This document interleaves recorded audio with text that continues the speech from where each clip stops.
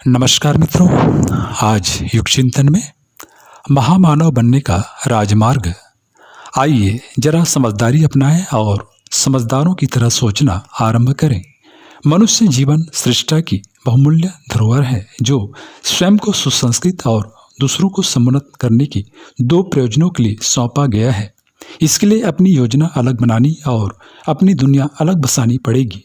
मकड़ी अपने लिए अपना जाल स्वयं बुनती है, उसे कभी कभी बंधन समझती है तो रोती कलपती भी है, किंतु जब भी वस्तुस्थिति की अनुभूति होती है तो समूचा मकड़ जाल समेटकर उसे गोली बना लेती और पेट में निगल लेती है।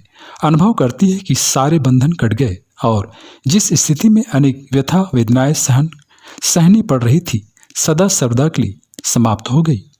ठीक इसी से मिलता जुलता दूसरा तथ्य यह है कि हर मनुष्य अपने लिए अपने स्तर की दुनिया अपने हाथों आप रचता है। उसी घोंसले में वह अपनी जिंदगी बताता है, उसमें किसी दूसरे का कोई हस्तक्षेप नहीं है। दुनिया की अड़चनें और सुविधाएं तो धूप छांव की तरह आती जाती रहती हैं।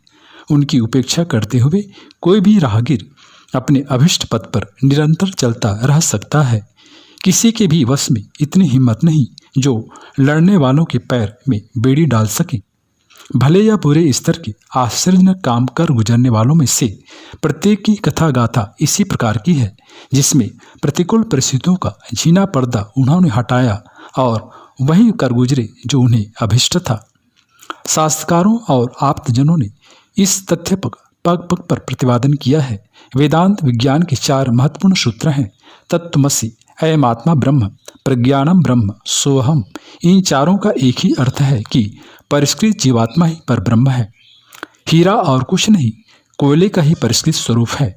भाप से उड़ाया हुआ पानी ही वह स्रवित जल डिस्टिल्ड वाटर है, जिसकी शुद्धता पर विश्वास करते हुए उसे इंजेक्शन जैसे जोखिम भरे कार्य में प्रयुक्त किया जाता है। मनुष्य और कुछ नहीं, मात्र भटका हुआ देवता है। यदि वह अपने ऊपर चढ़े मल आवरण और विक्षेप को कषाय कल्मशों को उतार फेंके तो उसका मनोमुग्धधारी अतुलनीय सौंदर्य देखते ही बनता है। गांधी और अष्टावक्र की दृश्यमान कुरूपता, उनकी आकर्षकता, प्रतिभा, प्रामाणिकता और प्रभाव गर्मा में राय रत्ती भी अंतर न डाल सकी। जब मनुष्य के अंतःकरण का सौंदर्य खुलता है तो बाहरी सौंदर्य की कमी का कोई महत्व नहीं रह जाता। गीताकार ने इस तथ्य की अनेक स्थानों पर पुष्टि की है। वे कहते हैं, मनुष्य स्वयं ही अपना शत्रु है और स्वयं अपना मित्र है। मन ही बंधन और मोक्ष का एकमात्र कारण है। अपने आप को ऊंचा उठाओ, उसे गिराओ मत। इन अभिवचनों में अलंकार जैसा कुछ नहीं है। प्रतिपादन में आदि से अंत तक सत्य ही सत्य भरा पड़ा है। एक आप्त पुरुष का कथन है, मनुष्य की एक मुट्ठी में स्वर्ग और दूसरी में नरक है। वह अपने लिए इन दोनों में से किसी को भी खोज सकने में पूर्णतः स्वतंत्र है। यदि कस्तूरी वाले मृग की तरह निरर्थक न भटकना हो तो अपना ही अंतःकरण टटोलना चाहिए। उसी पर्दे के पीछे बैठे परमात्मा को जी भर कर देखने की, हृदय खोलकर मिलने लिपटने की अभिलाषा सहज ही पूरी कर लेनी चाहिए। भावुकता भड़काने या काल्पनिक उड़ाने उड़ने से बात कुछ बनती नहीं। ईश्वर जड़ नहीं, चेतन है। इसे प्रतिमाओं तक सीमित नहीं किया जा सकता। चेतना वस्तुतः चेतना के साथ ही दूध पानी की तरह घुल मिल सकती है। मानवीय अंतःकरण ही ईश्वर का सबसे निकटवर्ती और सुनिश्चित स्थान हो सकता है। मंदिर बनाने के लिए अतिशय व्याकुल किसी भक्तजन ने किसी सूफी संत से मंदिर की रूपरेखा बना देने के लिए अनुरोध किया। उन्होंने अत्यंत गंभीरता से कहा, इमारत अपनी इच्छानुरूप कारीगरों की सलाह से बजट का रूप बना लो, पर एक बात मेरी बात मानो, इसमें प्रतिमा के स्थान पर एक विशालकाय दर्पण ही प्रतिष्ठित करना, ताकि उसमें अपनी छवि देखकर दर्शकों को इस वास्तविकता का बोध हो सके कि या तो ईश्वर का निवास उसके लिए विशेष रूप से बने इसी कायकलोर के भीतर विद्यमान है, अथवा फिर यह समझे कि आत्मसत्ता को यदि परिष्कृत किया जाए तो वही परम सत्ता में विकसित हो जा सकती है। इतना ही नहीं, वह परिष्कृत जीवात्मा आत्मसत्ता पात्रता के अनुरूप दिव्य वरदानों की अनवरत वर्षा भी करती रह सकती है। भक्त को कुछ न कुछ सुझाने वाली सस्ती भावुकता से छुटकारा मिला।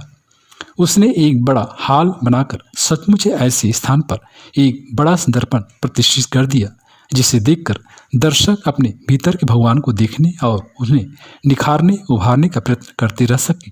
मित्रों, मानव जीवन का परम पुरुषार्थ, सर्वोच्च स्तर का सौभाग्य एक ही है कि वह अपनी निकृष्ट मानसिकता से त्राण पाए, भ्रष्ट चिंतन और दुष्ट आचरण वाले स्वभाव अभ्यास को और अधिक ग्रहण करते रहने से स्पष्ट इंकार कर दे।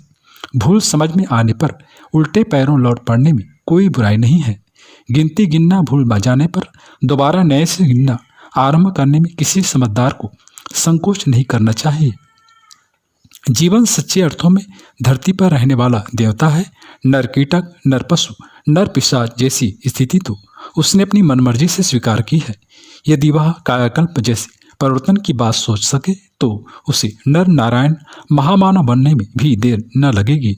आखिर वह है तो ऋषियों, तपस्वियों और मनुष्यों का वंशधर ही।